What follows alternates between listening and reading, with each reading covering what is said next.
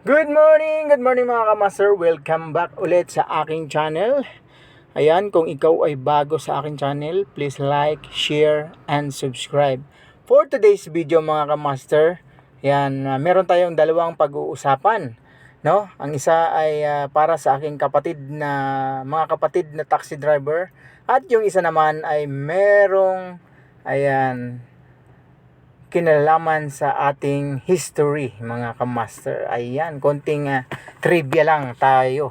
So ayan, dito tayo sa Glorieta 4 taxi stand. So ayan mga kamaster, dito sa Glorieta 4 ay pinagbabawal sa mga taxi na kumaliwa pag galing ka sa taxi stand mga kamaster. So merong nakalagay yan na no left turn from taxi stand.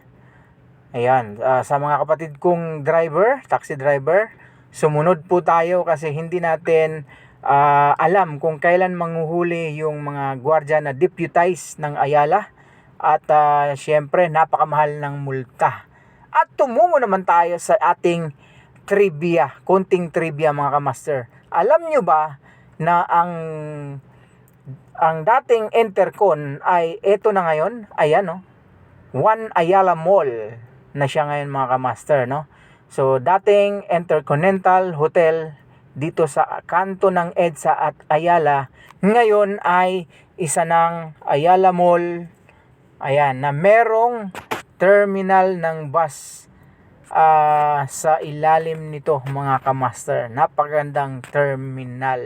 So thank you for watching mga kamaster. Kung ikaw ay bago sa aking channel, please subscribe,